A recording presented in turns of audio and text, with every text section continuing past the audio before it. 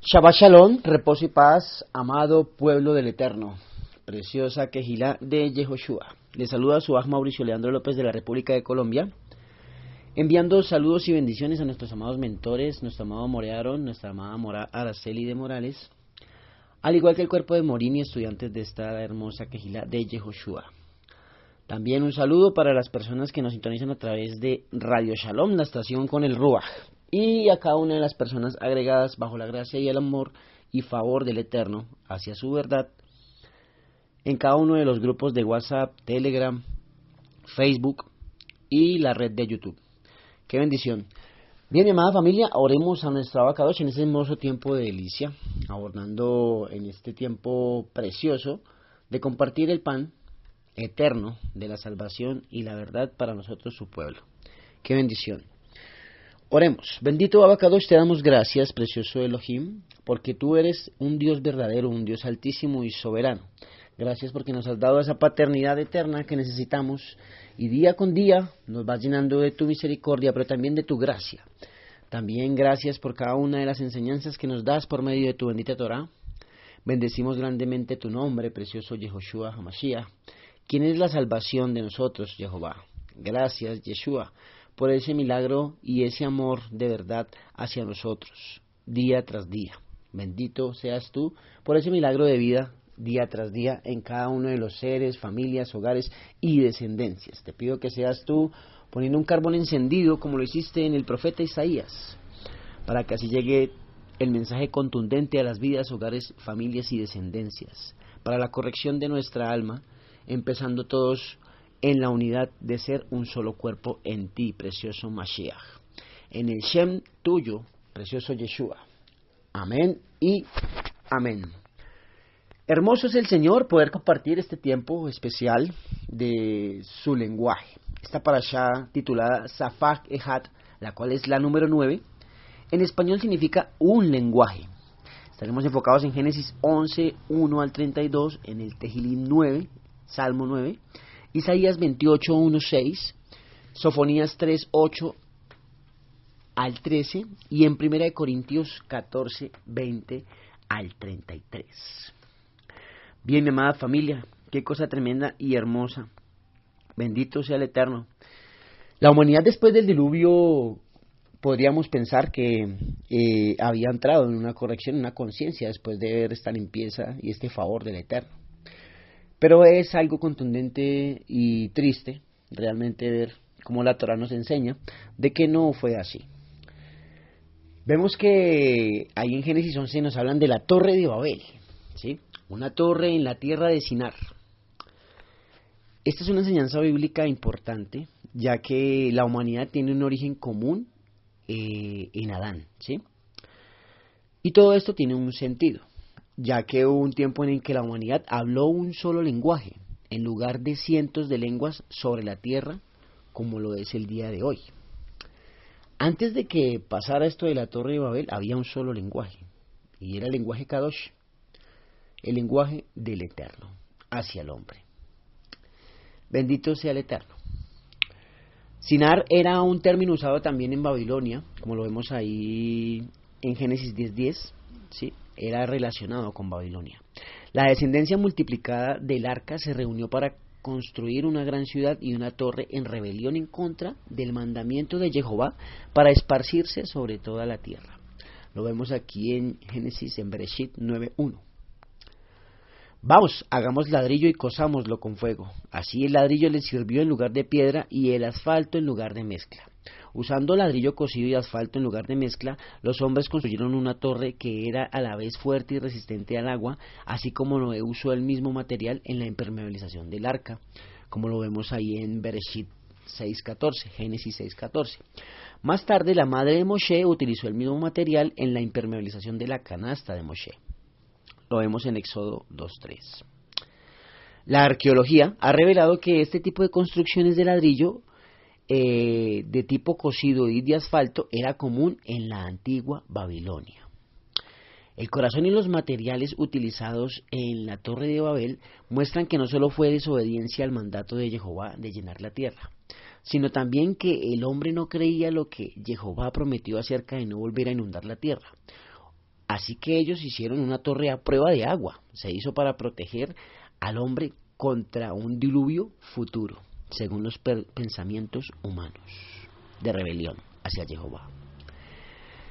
Esta fue una fuerte autodeclaración en contra de Jehová, cuando ellos dijeron: vamos, edifiquemos una ciudad y una torre cuyo cúspide llegue al cielo. Ellos estaban hablando muy en serio. Una torre cuyo cúspide llegue al cielo. La parte superior de la torre estaba destinada a estar en los cielos, pero es dudoso que pensáramos que podrían construir una torre hasta el cielo altísimo. Es más probable que ellos construyeron la torre como un punto de observación de los cielos. Fue construida por eso hacia esta parte alta. La mayoría de las prácticas astrológicas y ocultistas tienen una historia que se remonta a Babel. En Babel fue donde se desarrollaron todas estas tipo de creencias extrañas, la observancia de los astros y demás cosas. Santo. El potencial del hombre caído es terrible y poderoso. Cuando pensamos en los logros terribles de los hombres para el mal en el siglo XX y XXI, la gran habilidad de los hombres y las naciones es un factor doloroso. La habilidad de los mismos hombres y de los mismos países en sus connotaciones humanas es bastante doloroso, bastante fuerte y bastante tergiversado.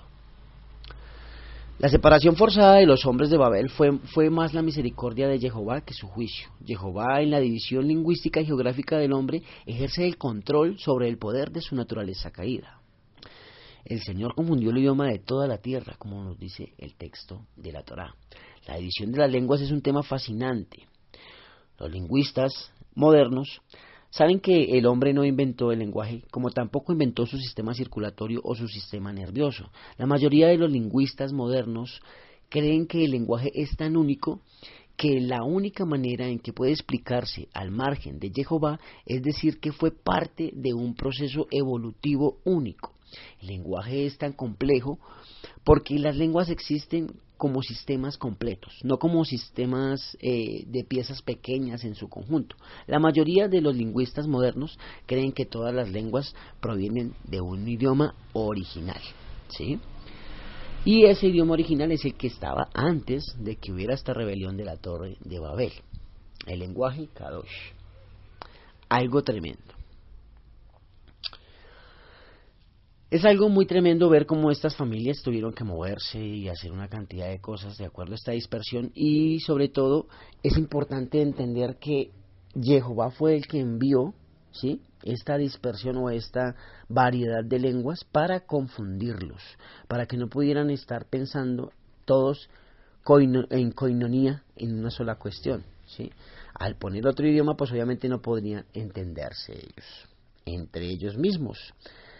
Y ese idioma de confusión, ¿sí?, es el que está ahorita establecido en toda la planicie tierra, en las diferentes naciones.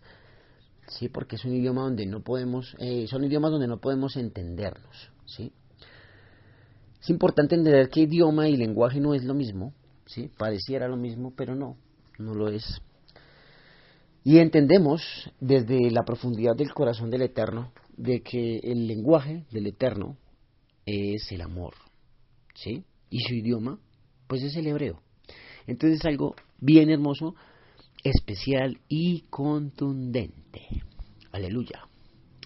Bien, todo el relato de lo que sucedió de Babel con su dictador antidios, su rebelión organizada contra Jehová y su desconfianza en la promesa de Jehová, muestra que el hombre no ha mejorado nada desde la inundación. El tiempo, el progreso, el gobierno y las organizaciones han puesto al hombre en mejor situación, pero no en una mejor condición, ¿sí? Podemos estar en muchas situaciones, pero no en una propia condición, y esa condición es la condición de ser hijo, ¿sí? ¿Hijo de quién? Del Eterno, por medio de Yeshua. La salvación de Jehová, Jehová trae su salvación para con nosotros, nos injerta a su familia, somos dados a conocer de su paternidad todos los días, a conocer de su verdad todos los días, y a vivir en todas las promesas hechas a Abraham. Entremos a entender algo importante. Ahora bien, después de todo lo que hemos entendido de la Torre de Babel, Jehová comenzará a hacer al hombre mejor y comenzará como siempre empieza, con un hombre que va a hacer su voluntad aunque no la haga perfectamente. Es importante lo que vamos a entrar a abordar porque es el tiempo de hablar de nuestro padre Abraham, el padre de la fe, nuestro patriarca Abraham. Santo. En esto entendemos que viene una línea desde Adán, de Adán, desde Sem hasta Abraham. Adán, Sem y Abraham. Esta genealogía es una nota especial porque eventualmente será parte de la línea mesiánica. Se sigue en los registros genealógicos de Lucas 3, donde lo podemos ver ahí en el Bri Hadashah. Nacor vivió 29 años y engendró a Taré. Estos fueron el abuelo y el padre de Abraham. La promesa de traer la liberación a través de la simiente de la mujer, como lo vemos ahí en Bereshit 3:15, encontraría completo cumplimiento a través de esta familia, de esta genealogía. En Génesis 11:26 es la primera mención de Abraham. Abraham sin la H, cuyo nombre más tarde es cambiado a Abraham. Se menciona 312 veces y 312 veces en la Torah, y ahí encontramos que vemos 272 versículos de la Torah donde hablan de Abraham. Sin duda, el hombre más famoso de la Tanaj y uno de los hombres más influyentes de la historia es Abraham. El libro de Bereshit incluye más de 2000 años y más de 20 generaciones. Sin embargo, emplea casi una tercera parte de su texto en la vida de un hombre, Abraham. Abraham es único en el sentido de que es llamado el amigo de Dios, como lo vemos ahí en Santiago 2:23. Abraham, tu amigo para siempre, como lo vemos en 2 de Crónicas 27. Y Abraham, mi amigo, como lo vemos en Isaías 41:8. Todos sabemos el valor de amigos y de esos amigos especiales que tenemos en lugares altos, ¿sí? Abraham tenía un amigo en el lugar más alto. Hombres y mujeres en la Torá son famosos por muchas cosas diferentes, pero Abraham es grande por su emuná, por su fe. Moshe fue el gran legislador, Josué un gran general, David un gran rey y Elías un gran profeta. La mayoría de nosotros sabemos que nunca se puede ser grande en esas cosas, pero podemos ser grandes personas de emuná, de fe. Podemos ser amigos de Dios, mis amados Ahim Behayot. Si te desesperas al saber que no tienes la fe de Abraham, quédate tranquilo al saber que tienes al Dios de Abraham. Sé que podemos construir en nuestra fe la fe que Abraham tuvo, porque él la construyó en el mismo Abraham. El mismo Eterno construyó esa fe en Abraham.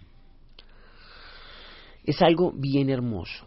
Y vemos ahí sobre los versos 29 y 30 la familia de Abraham y su hermano Nacor, ¿sí? Entonces dice que Abraham y Nacor tomaron para sí mujeres. Sarai, la mujer de Abraham, su nombre significa polémico, era estéril, incapaz de tener hijos. Y la mujer de Abraham, la conocemos como Sarai, sería llamada Sara, y no tenía hijos. Como el nombre Abraham, ya con la H adentro, injertada por el Eterno, significa padre, tiene que haber sorprendido constantemente a los que conocieron a Abraham desde el principio. Descubrir que no tenía hijos, pero su actual carencia de hijos jugaría un papel importante en el plan de redención de Jehová. Y después de esto vemos que salen de ellos de Ur de los Caldeos para ir a la tierra de Canaán. Así que la historia de Abraham comienza en Ur de los Caldeos, en Babilonia. Ahí Josué 24 describe a Abraham antes que el Señor lo llamara, y era de una familia de adoradores de ídolos, como ya lo conocemos, y probablemente él mismo fue un adorador de ídolos, a pesar de que hay muchas leyendas judías que no lo aceptan. Es importante. Abraham venía de una familia de adoradores de ídolos. Más tarde, cuando su nieto Jacob volvió a los parientes de Abraham, ellos seguían adorando a los ídolos. Importante esto. Pero cuando llegaron a Harán se quedaron allí, dice la Torá. En Hechos 7:2-4 deja claro que el llamado de Bereshit 12:1-3 vino a Abraham mientras aún vivía en Ur de los Caldeos. Cuando él recibió el llamado de Jehová fue solo parcialmente obediente en por lo menos dos modos. Primero, trajo a su padre Taré y a su sobrino Lot con él, cuando Jehová le había dicho, vete de tu tierra y de tu parentela. Esto lo hemos corroborado en Bereshit 12:1. ¿Qué pasó? ¿Por qué se fue con su padre y con su sobrino? ¿Es esto una obediencia parcial? Es una obediencia no genuina, no completa. Como segundo término, Abraham se detuvo y al menos por un tiempo habitó en Harán y no donde Dios le prometió, que era la tierra que él le mostraría. Es algo importante. Bien, parten juntos para Canaán hasta ahora. Bien, al menos así parece. El viaje es fatigoso y muchos son los murmullos. La enorme caravana no ha ido lejos antes de que se le haga la propuesta de que debían estar satisfechos con la mudanza que habían hecho al permanecer en Harán. Cierto que no era Canaán, pero tampoco podría funcionar si se quedaban allí. La obediencia parcial aumenta nuestra responsabilidad porque es una confesión a medias que sabemos que no es voluntad de Jehová. Abraham había recibido el llamado y lo sabía, ¿sí? Sino que habría venido a Harán. Él aceptó yendo a un lugar tan lejano como Harán, que debía recorrer todo el camino hasta Canaán, y así por su propia acción se quedó él mismo sin ningún tipo de excusa, ¿sí? Es algo tremendo. Y ya después encontramos la muerte de Taré en Harán, y esto nos lleva a pensar varias cosas de lo que el Eterno nos quiere enseñar. En ocasiones podemos entender el significado de los nombres de la Torá, ¿sí? Los nombres en la Torá de diferentes personas. El nombre Taré significa retrasar. El nombre Harán significa estéril y seca. O sea, que Abraham estaba retrasado, ¿sí?, en el propósito por la desobediencia parcial. Y también entendemos que estaba en una tierra donde no iba a dar ningún tipo de fruto, de acuerdo a la connotación bíblica hebrea de los nombres. Santo Kadosh Baruj Hu. Perdón.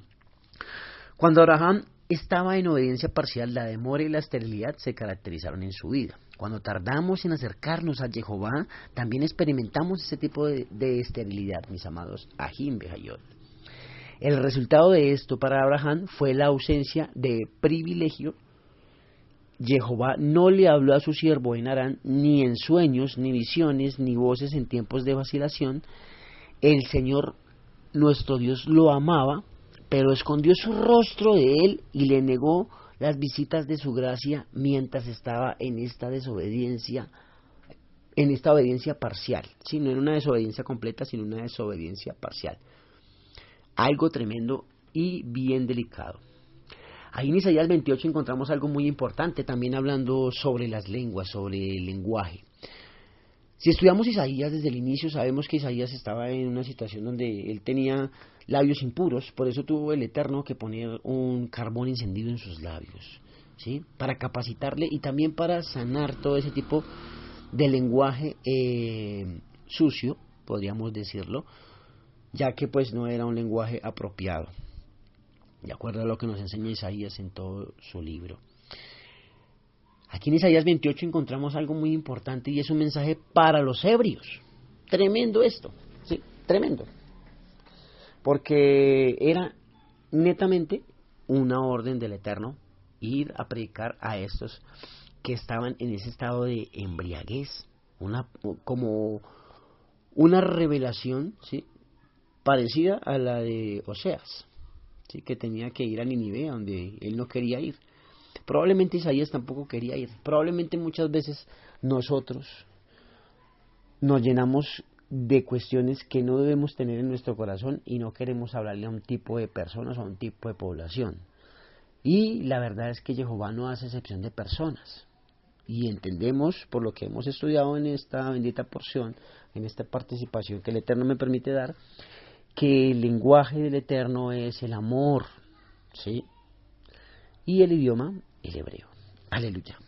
Entonces, si no hay amor, no hay oportunidad de nada, ¿sí? Podremos saber todos los idiomas, pero si no hay amor, no podremos comunicar un mensaje de salvación a diferentes personas. En este caso, Isaías tendría que ser hecho por el mismo Ruach HaKodesh, un artesano del reino, para poder hablar a ese tipo de población, ¿sí? Es algo bien tremendo, porque este es uno de varios pasajes de la escritura que habla de los ebrios. Por ejemplo, Proverbios 23, 29, 35 habla de la locura de la embriaguez. Efesios 5, 18 nos dice que seamos llenos del Espíritu en lugar de embriagarnos. Y en Romanos 13, 13 y en 1 Corintios 5, 11 y en Gálatas 5, 21, como también en 1 Pedro 4:3 se contienen estos mandatos contra la embriaguez. Yeshua advirtió específicamente contra la embriaguez en los últimos días. Lo podemos ver ahí en el Brit Hadashah, en Lucas 21:34 al 36. Espiritualmente, el alcoholismo y la adicción a las drogas han sido la ruina de muchos hombres y mujeres. El poder de estas adicciones evita que muchos se acerquen a Yeshua y obstaculizan severamente el crecimiento espiritual de aquellos que confían en Yeshua, pero tienen que luchar contra sus adicciones. Debemos escuchar lo que Proverbios nos dice sobre la embriaguez en pasajes como Proverbios 21 y en el pasaje de Proverbios 23, 29 al 33. Prácticamente el mundo completo paga un alto precio por la ruina del alcoholismo y la adicción a las drogas, ¿sí? La embriaguez está detrás de muchos otros crímenes y pecados. Muchos borrachos cometen delitos violentos o sexuales o se convierten en víctimas de delitos violentos o sexuales. Según algunas de las estadísticas anteriores, el 75% de los hombres y el 55% de las mujeres involucradas en situaciones de violación habían estado bebiendo o consumiendo drogas justo antes de ese ataque, ¿sí? Es algo bien tremendo. Entonces vemos aquí, siguiendo el texto, ay de la corona de soberbia de los ebrios de Efraín. Como cualquier otro pecado de la embriaguez está relacionada con la soberbia, tanto que Isaías compara a los ebrios de Efraín con una corona de soberbia. Gran parte del autodesprecio que sienten los borrachos se basa en un enfoque excesivo en uno mismo, que es la esencia de la soberbia. La esencia de la soberbia es cuando se empieza a enfocarse en uno mismo. Tremendo, ¿no? De la flor caduca la hermosura de su gloria. La embriaguez hace que todo lo bello y lo bueno de nuestras vidas se desvanezca. Muchos hombres y mujeres han pasado de la cima del éxito a la falta de vivienda debido a esa embriaguez. Habla también sobre los aturdidos del vino, nos dice el texto. Cuando el alcohol nos aturde, estamos en pecado constantemente, en cuerpo, alma y mente. Cuando daña nuestros sentidos, nuestro pensamiento, nuestro juicio y nuestros reflejos, somos aturdidos del vino y eso es un pecado. Uno podría desear que hubiera una prohibición estricta contra el consumo del alcohol en la Torá, pero no la hay, ¿sí? Yeshua hizo vino en una fiesta, ¿sí? Como lo vemos ahí en Juan 2, 1:10. Y también bebió vino, como lo vemos en Marcos 14, 26. Yeshua incluso fue acusado injustamente de ser un borracho, como lo vemos en Mateo 11, 19. El apóstol Pablo, recomendó el uso de vino a Timoteo, sabiendo que era más puro para beber que el agua corriente.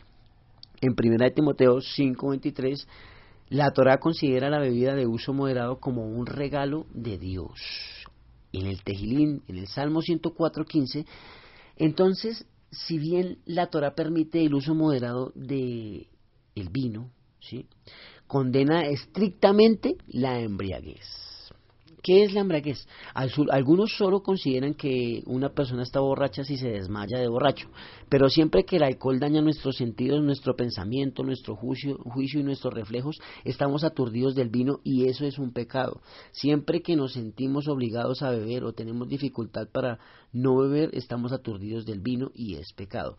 Si tenemos que ocultar nuestra forma de beber o nos avergonzamos en secreto de nuestra forma de beber, somos aturdidos del vino y eso es pecado. Aturdido es la palabra hebrea alam, que literalmente significa derribar, y por implicación significa martillar, conquistar, golpear, vencer, golpear con un martillo. La misma palabra se traduce como golpear en Jueces 5:26, que describe cuando Jael atravesó con una estaca la cabeza de Sisara. Cuando te emborrachas, eso es lo que te estás haciendo a ti mismo. Es algo tremendo. He aquí Jehová tiene a uno que es fuerte y poderoso. El borracho necesita saber que Jehová es más fuerte que el borracho, más fuerte que el poder del alcohol, más fuerte que cualquier otra cosa. Si el borracho no puede dejar de beber, Jehová tiene el poder de ayudarlo a dejar de beber, o el poder para juzgarlo. Con los pies será pisoteada la corona de soberbia de los ebrios de Efraín. Una cosa bien tremenda, mis amados Ajim Bejayot. Entonces seguimos abordando y entendiendo temas sobre el valor del lenguaje, ya viéndolo desde el hermoso sello de Sofonías, como hace parte de esta hermosa porción. Vemos que viene una corrección para un pueblo, y esa corrección es por medio de la restauración del Eterno, ¿sí? Y esa restauración del Eterno empieza desde la forma de hablar. Nuestra forma de hablar debe ser en emuná, totalmente en emuná, ¿sí? Siempre bajo el amor y la verdad del Eterno, la guianza de nuestro precioso Rey y Señor. Entonces vemos que Sofonías nos enseña que viene un lenguaje donde el Eterno va a poner lenguaje y su lenguaje en cada uno de nosotros. Y así seremos restaurados con canto a la luz de la gloriosa promesa de la restauración. Israel debe cantar y gritar de alegría. Jehová los salvará y los redimirá tanto de sus enemigos como de sus iniquidades. Bendito Jehová. Aleluya. Y dice claramente el Eterno: no temas, Sión, no se debiliten tus manos. Saber que este es el tierno amor y cuidado de Jehová por nosotros debería hacernos responder a dos maneras. Primero, no tenemos nada que refutar. Si el poderoso nos ama y se deleita en nosotros de esta manera, ¿de qué podemos temer? En segundo lugar, no dejamos que se debiliten las manos, sabiendo que este poderoso Señor del amor, nuestro Jehová Eloheinu, es para nosotros. Queremos servirle a Él con toda nuestra energía. No nos debilitaremos ni nos cansaremos en nuestro servicio para Él. Aleluya, bendito sea el Eterno. Entonces es algo bien hermoso entender el lenguaje, el poder y el favor del lenguaje. Como artesanos, digamos, en este tiempo, Isaías, tener que hablarle a estos ebrios, así tenemos que ir a hablarle a diferentes tipos de poblaciones, sin mirar a quién, ¿sí? Porque Jehová puede restaurar todas las cosas. Bendito sea el Eterno. Algo importante que nos enseña el Tehilim 9, que es parte de esta hermosa porción, es que Jehová recuerda y el hombre olvida, ¿sí? Es algo muy importante cuando entendemos cada una de las cosas que nos enseña este Tehilim. Y asimismo vemos que David podía ver que el día de hoy está tan lleno de Jehová para este hombre como los sagrados ayeres de la historia nacional y sus liberaciones tan maravillosas como las de antaño. Así estamos apreciando lo que nos enseña el Tehilim en cuanto a los hombres. Es algo bien hermoso y contundente, porque tendemos a olvidarnos. El hombre olvida, pero Jehová recuerda. Entonces es una prueba difícil para el Hijo de Dios sentirse abandonado por Jehová. Hay momentos particulares en los que es probable que sintamos que el Señor nos ha desamparado. Cuando hemos pecado, cuando enfrentamos una gran dificultad, cuando tenemos un gran trabajo por hacer, cuando sentimos que nuestras oraciones no son contestadas. Sin embargo, podemos encontrar refugio en la búsqueda de Jehová, en el conocimiento de su nombre. Conocer su nombre es aquí equivalente a conocer el carácter del Eterno, tal como lo dan a conocer sus actos de amor hechos por Yeshua aquí en la tierra.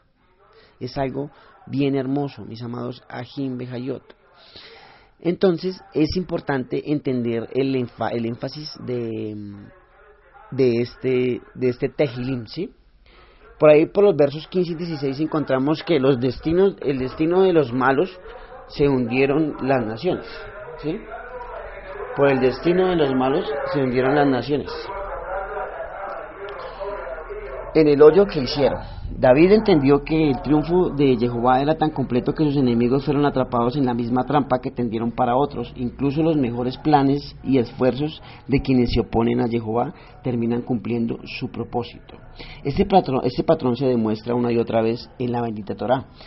Lo vemos que Esaú e Isaac conspiran contra el propósito de Jehová y terminan sirviéndolo. Los hermanos de José luchan contra el plan de Jehová solo para promoverlo.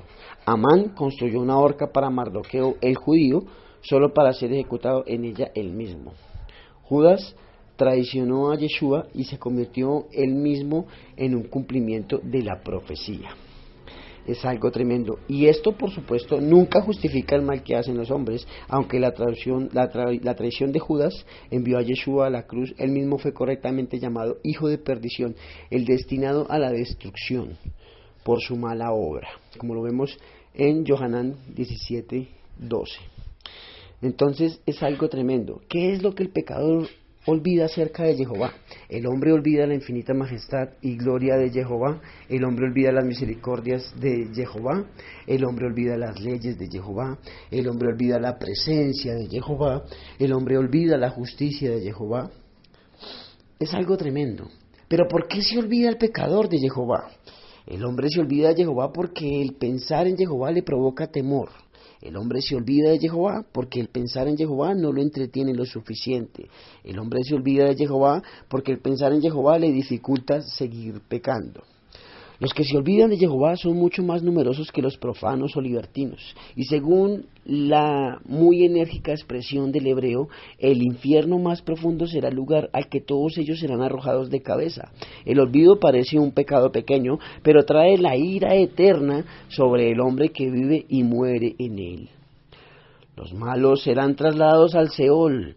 En hebreo al Seol 2 veces, es decir, en el infierno más bajo, la mazmorra más baja del infierno. La nota es tremenda, ¿sí?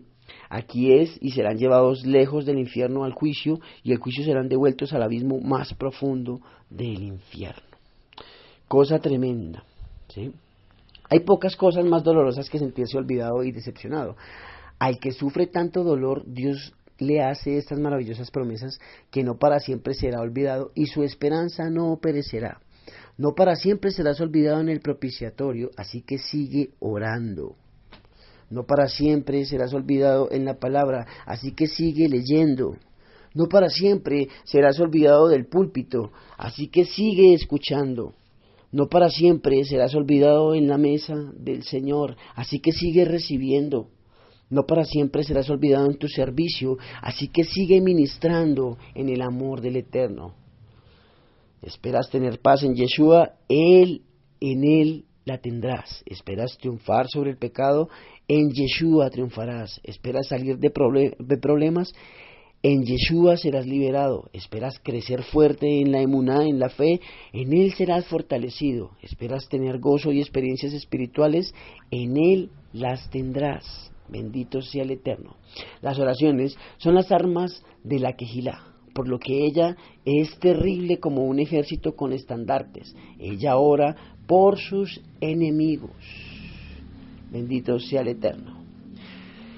Este es un hermoso compartir, mis amados, Ajim Bejayot.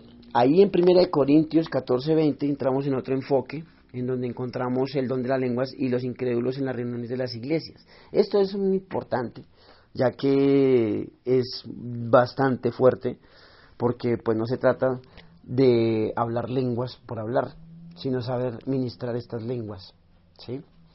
Igual, pues que sea el mismo Ruach HaKodesh guiándonos cada vez más, mis amados Ajim Bejayot. Este ha sido mi compartir para este hermoso Yom Shabbat, Leí Raot y Shabbat Shalom, amada familia.